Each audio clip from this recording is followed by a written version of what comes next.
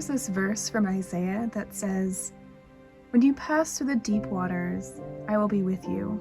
And when you pass through the rivers, they will not overwhelm you. When you walk through the fire, you will not be burned.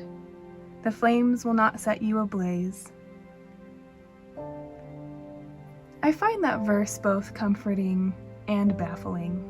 It's comforting to know that nothing has the power to wholly destroy me if I choose a life with the Lord. It's also confusing because I have had moments when I have felt overwhelmed, burned, and even set ablaze. It's like those verses in scripture that say things to the effect of, "Never fear," or "Do not be troubled," or "Rejoice in the trials." It can make one feel like sadness or frustration or feeling like a failure don't mesh with Christian life. When I think about emotion as a response to something, I sometimes think of a conversation I had when I was about 16 with one of my church leaders after a particularly emotional girls' camp testimony meeting where everyone seemed to be sobbing about how much they loved Jesus, except me.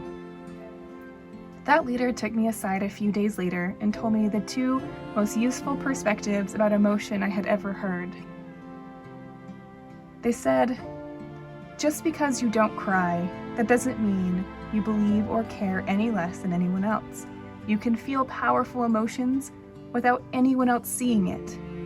But even so, Nicole, if you want to cry, cry." I spent a lot of my life holding in emotion. I think I bought into the idea that displaying sadness, anger, or overwhelm is somehow a sign of ingratitude or selfishness,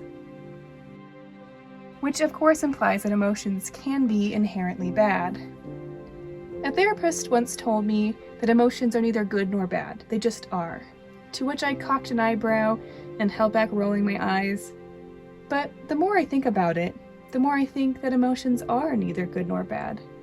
They're just a sign that we are alive, that we are trying, that we are here, that we simply are.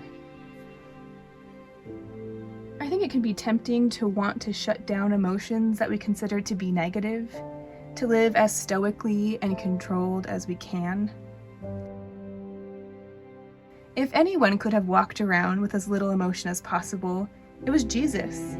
I mean, he understood things we will never fully comprehend in this life.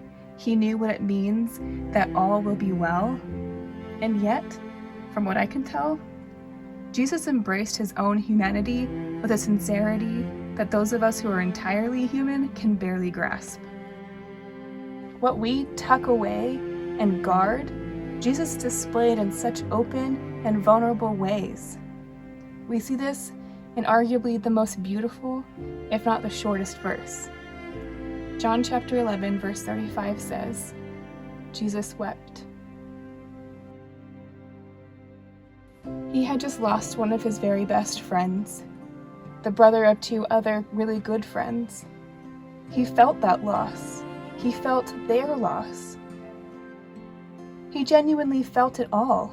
He did not spare himself his grief. He didn't protect himself from the tragedy of Lazarus' death.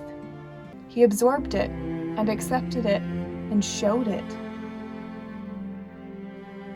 I think we forget the fact that Jesus was born into a culture that was big and bold and exposed when it came to emotion. Ancient Jews danced and sang and wailed and wept.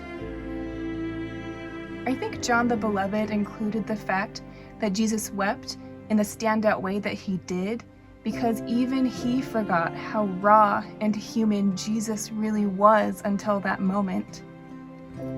In Isaiah 43, it doesn't say, "if you pass through deep waters," or "if you pass through swift rivers," or "if you find yourself in the fire."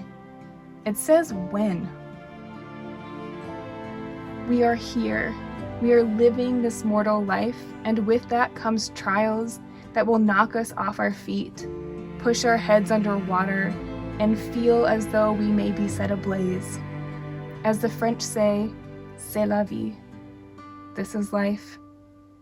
It is hard, and it is beautiful, and we get to live it. When we're in the thick of things, we want to be rescued from our emotions, but we aren't. We are left to feel overtaken and distraught, just as we are left to feel overjoyed and peacefully content. We aren't saved from the emotional experiences of this life because it would be cruel. It would be inhuman. And though we celebrate and praise the divinity of Jesus, it would do us some good from time to time to embrace and appreciate the human Jesus.